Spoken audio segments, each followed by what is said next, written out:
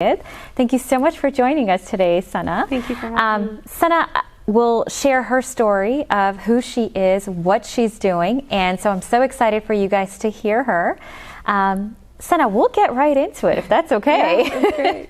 Awesome. Thank you so much for joining us today, and we'll just get right into it. To the viewers, what is your story? Who are you? Yeah. Well, I've been a part of the community here for decades now, and I am originally from Fort Worth and was, in the TV circuit for a while, so worked my way up in television, eventually became a news anchor and reporter.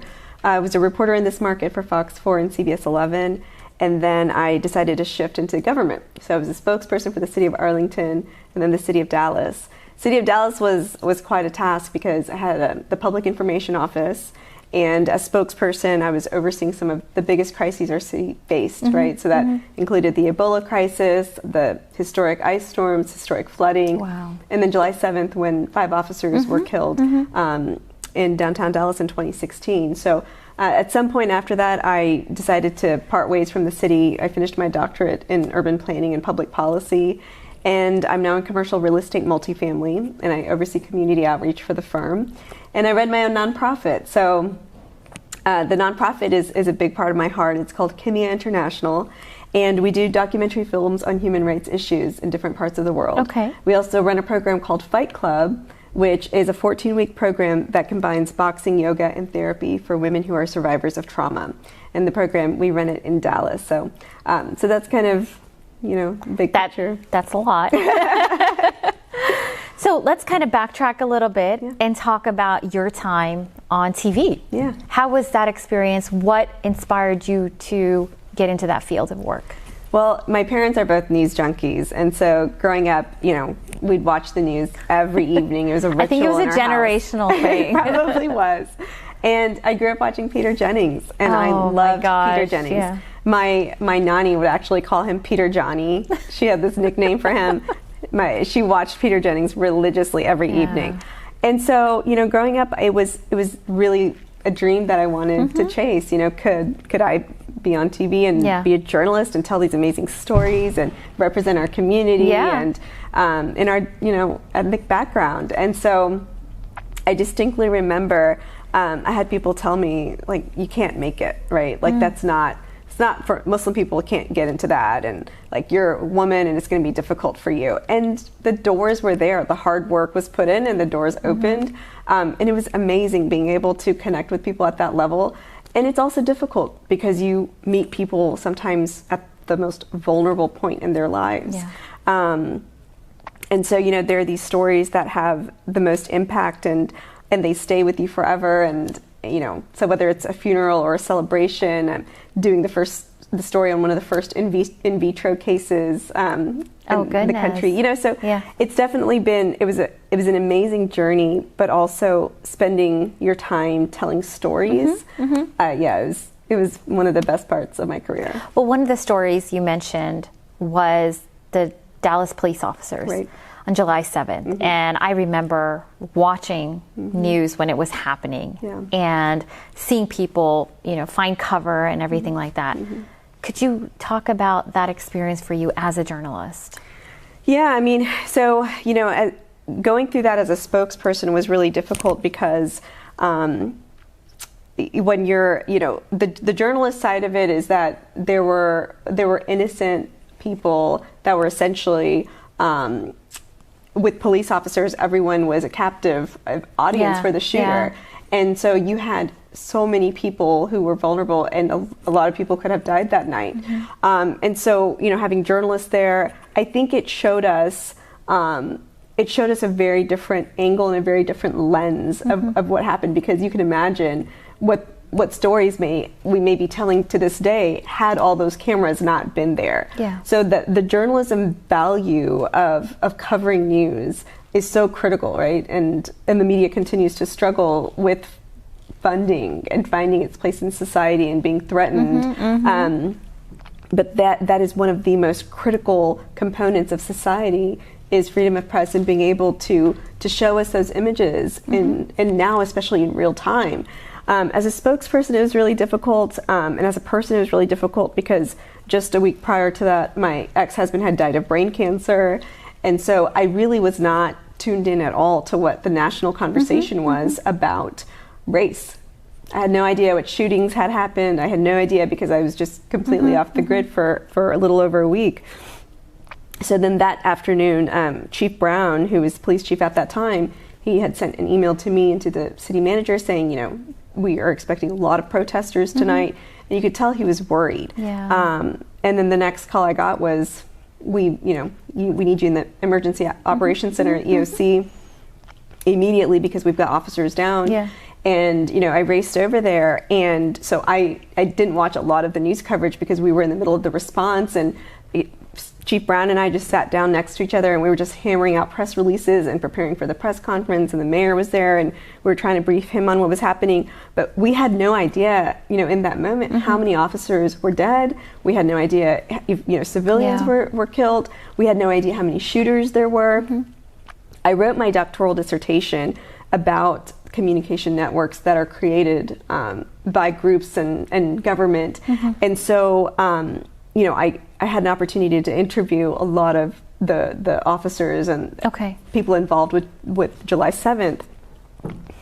And, you know, one of the officers whose team was the one that was attacked and ended up being killed by the shooter, he said, you know, the same tactics that are taught to us to protect our country were being used to annihilate us. Oh my gosh. And so, you know, just like really diving into the stories from the people who were there that night and from members of SWAT, and they'll tell you that, you know, when the shooter was at the end of that event, and he and SWAT were in a standoff essentially. He was threatening to kill more officers, and there was no way for us to get to him without putting more officers' lives in danger. And Chief Brown was not willing to do that, and so someone, you know, the SWAT team basically made the suggestion, like, we can do a robot, right, and resolve the situation, and that's why that decision was made. So a lot of lives were lost that night, and it was the summer of death. We went to 5 funerals in 3 weeks. And it was something that I think I'll always carry with me. You don't ever really let something like that go. And, you know, I think because of that, you know, when I look at our community today and I see all the protests and how much momentum there was last year to create some amount of change in policy and how minority and the Black community are treated, I'm looking for that still. I want to see that in our community. I want to see a deliberate effort made toward healing. We're still not addressing that from a policy standpoint, and I think that there's a lot more room.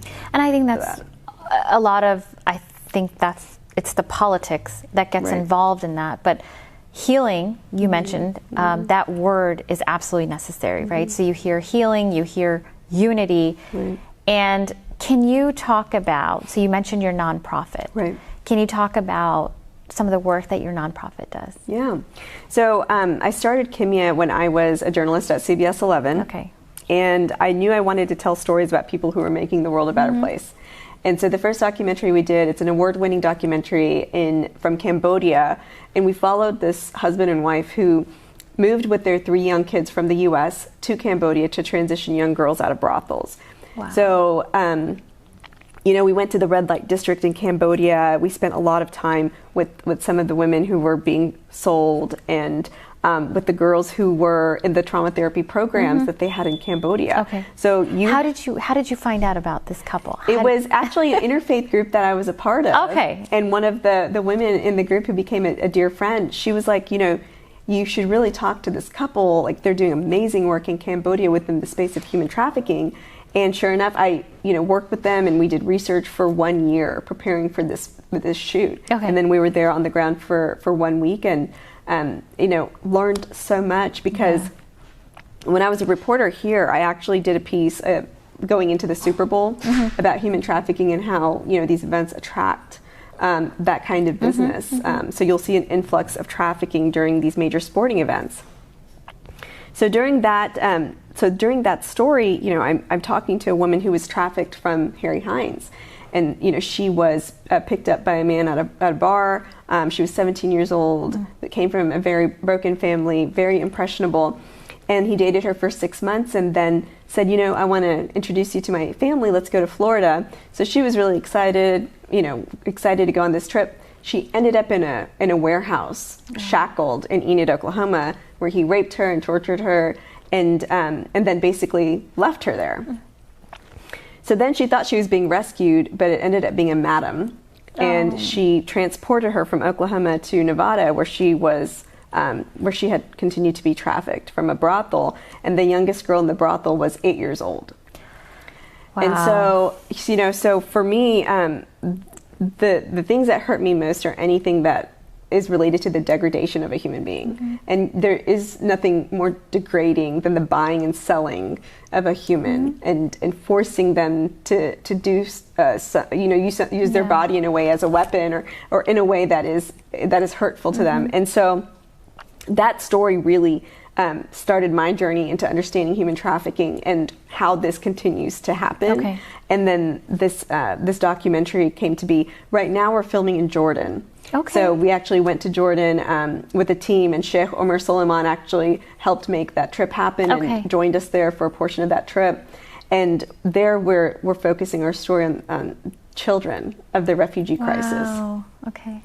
So there's a young girl named Lena, and her mom had died of diabetes a few years before the Syrian refugee crisis started, and then her dad actually was, and he helped them get across the border to the refugee camp, to the UN-sanctioned camp in Jordan, and then went back to Syria and was killed by the regime. Okay. So she and her two brothers became orphans, and she wanted to become an attorney and exact justice on this world. Oh, wow.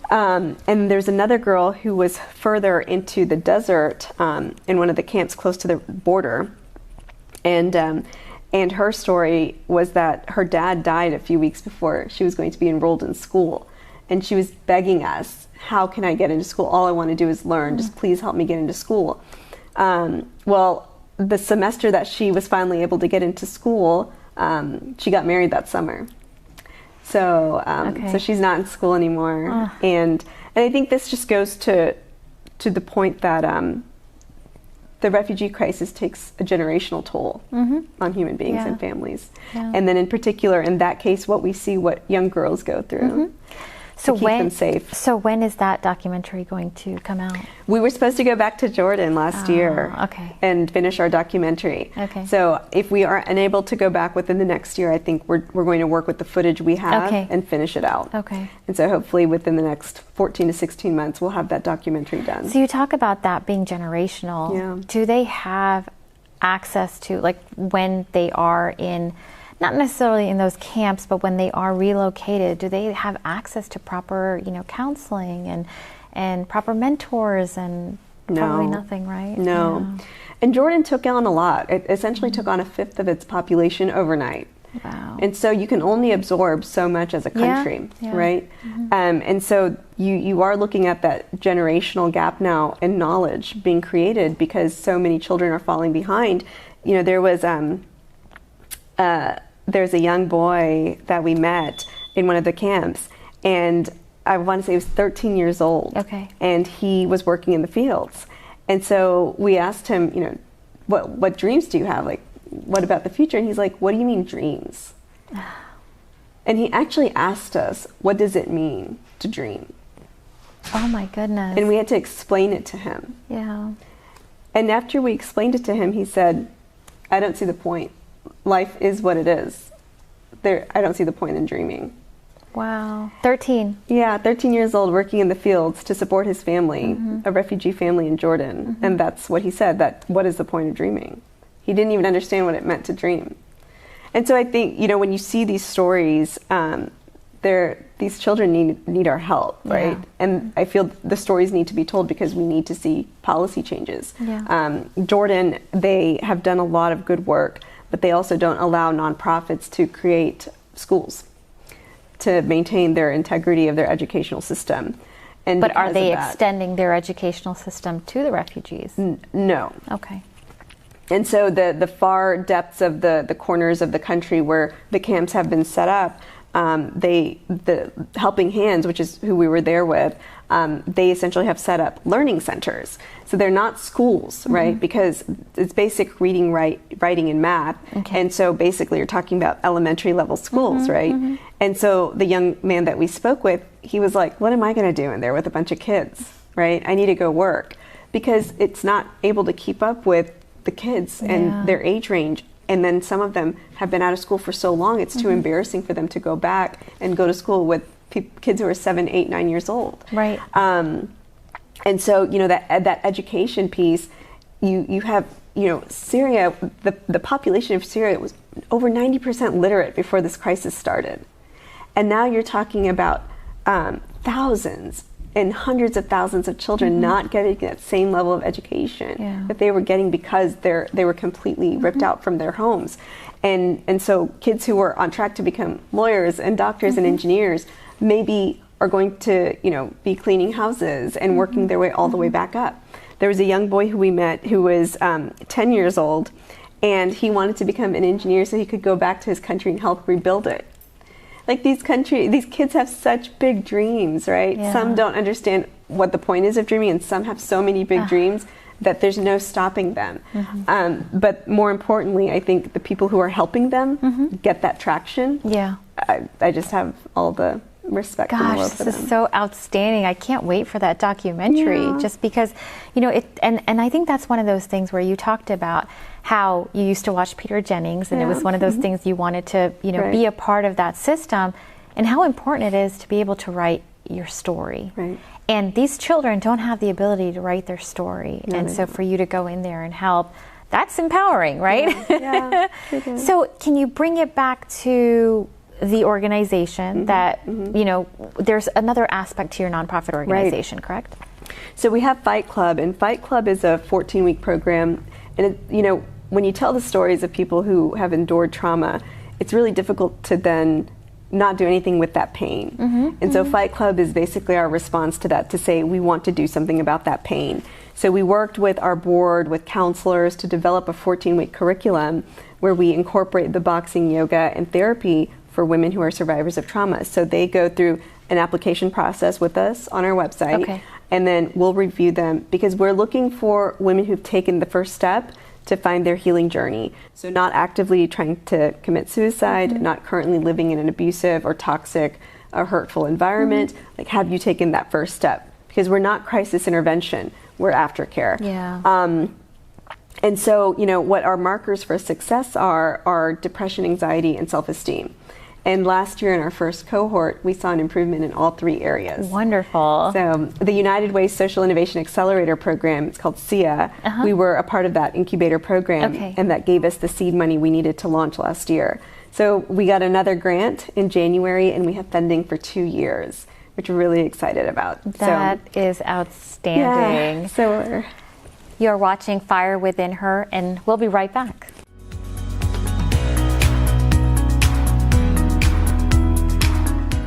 What did you do with the money you saved on electricity by switching to Discount Power? I took all my friends out to dinner. I paid off all my credit cards. I took my whole family on a vacation. I bought all this. At Discount Power, saving you money on electricity is our business. What you do with it is yours. Great rates, great service. Simple. Visit discountpowertx.com today and save.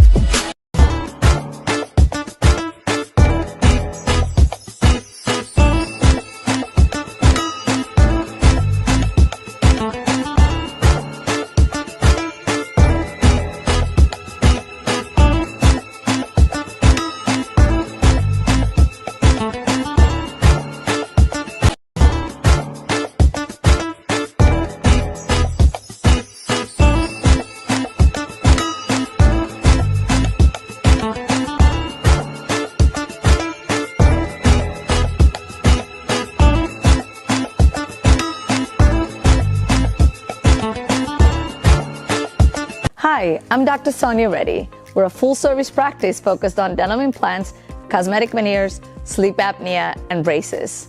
If you're embarrassed with your smile or have chipped, cracked teeth, call our office for your free consultation. I'll personally take care of you.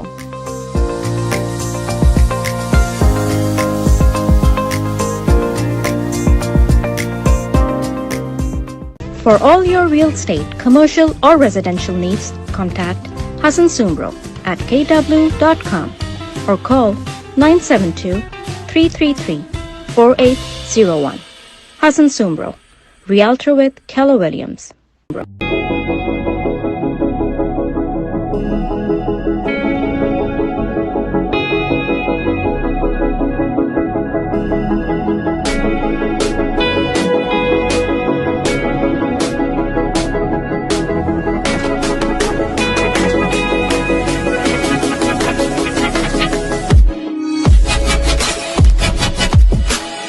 Glow and Grow with Cheese, a digital recreational platform for homemakers.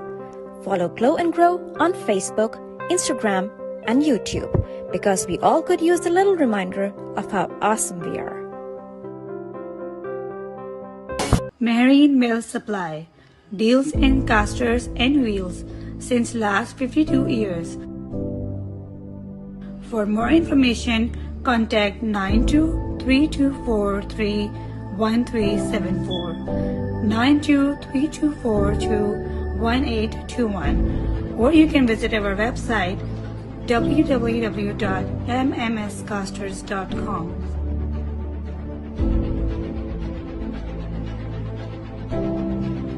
For Solar Company has an A+ rating with the Better Business Bureau, OneSolarSolution.com. Which solar company offers in-house financing with the best rate and easy approval? OneSolarSolution.com. And which company has the best looking brand ambassador? No one else. OneSolarSolution.com. Look, I know you want solar, and everybody does, but you might think it's expensive.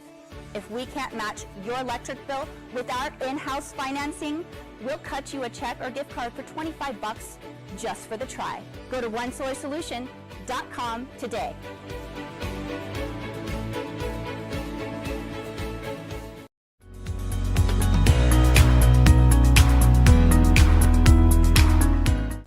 And we're back. You're watching Fire Within Her with Sana Syed. Thanks again for joining us. Thanks for having me. We were talking about the Fight Club, which is a part of, it's a treatment program. Trauma therapy program, which is part of your nonprofit organization, right?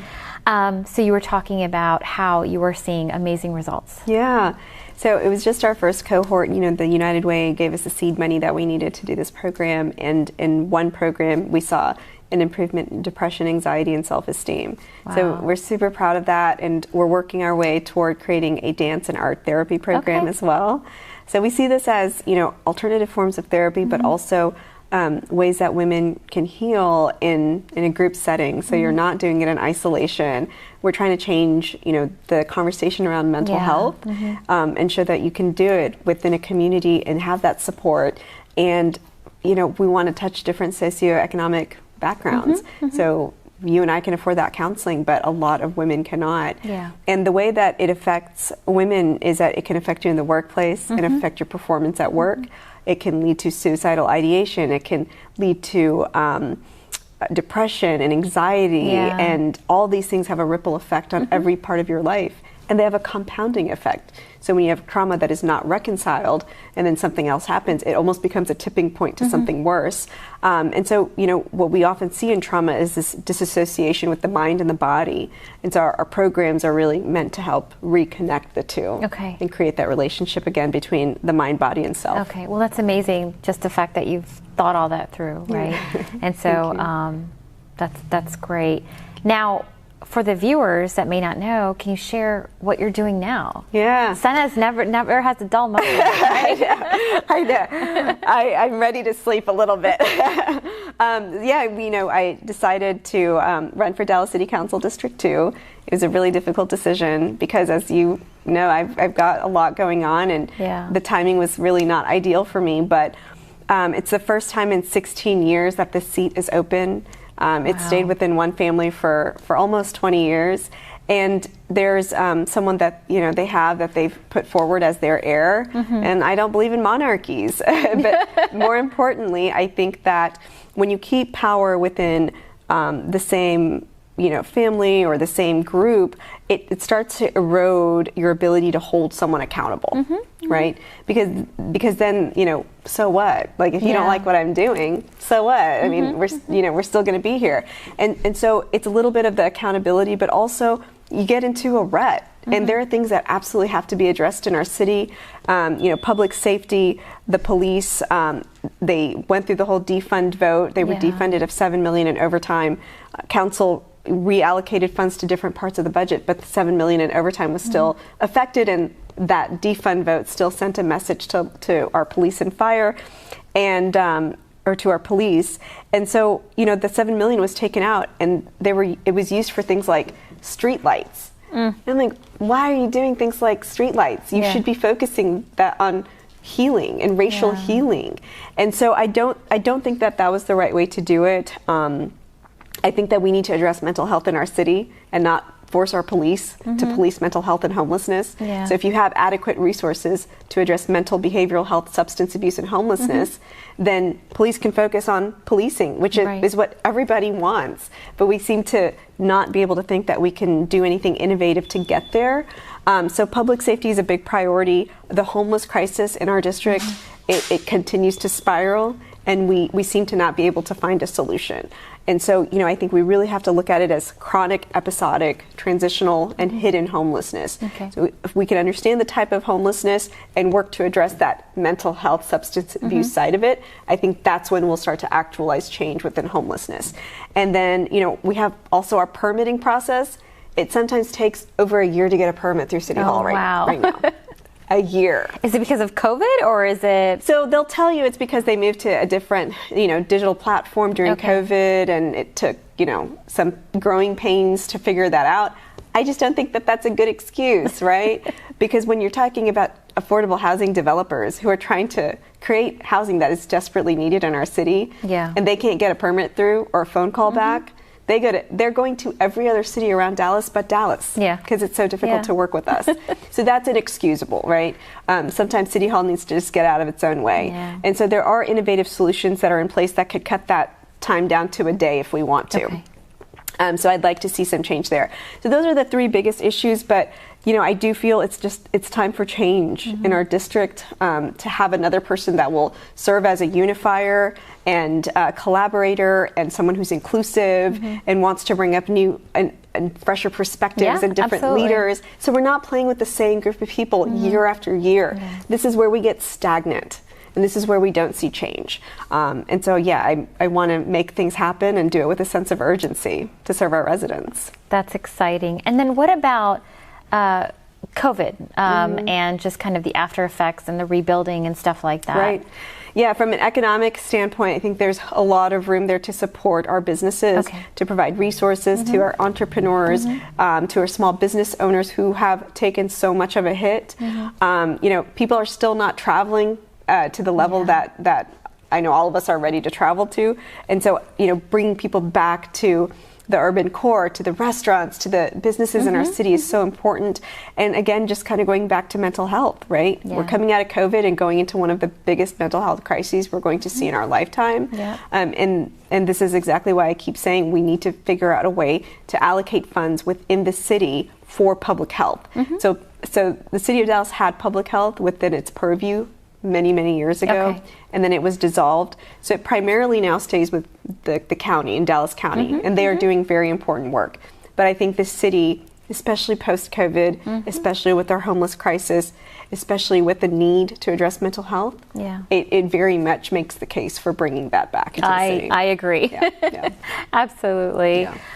Sana, those are very important policy points. And how can viewers that are watching that are in Dallas, in your district, how can they find out more information about you? Absolutely. If you want to share Yeah, so you're welcome to visit our website. It's www.drsanasayed.com. So it's drsanasayed.com. You're welcome to make a donation, sign up to be a volunteer. We have a block walk every single weekend right now. Early voting starts in late April and the election is May 1st, so we have a lot of work to do in the next few weeks. Would love any and all support, whether it's an email, a phone call, a text, donations, showing up to volunteer. I would be grateful for any and all support. So thank you so much. And that's thank you. Yeah, I think you were very detailed in all of that. And to the viewers out there, please, if you are in Sana's district, it's absolutely important to support her. You have been so inspiring, so empowering, Sana, with all the work that you are doing. To our viewers, what are some parting words that you could, or advice that you could share with our viewers? Well, I mean, I'll tell you that, running a campaign is really difficult because you have to make yourself so vulnerable, but we need to continue to find these opportunities to serve our community, and whether that is volunteering with a nonprofit, whether that is, volunteering at your school, finding ways to give back to the community, because that is how I feel that we fulfill ourselves and fulfill our purpose and show our neighbors that we care about them. And it brings us the energy to live happy and healthy lives. So I think that's what I would say. That's perfect. Yeah. Well, thank you, Sana. Thank you for joining us today. I appreciate you. And until next time, you're watching Fire Within Her. Thank you.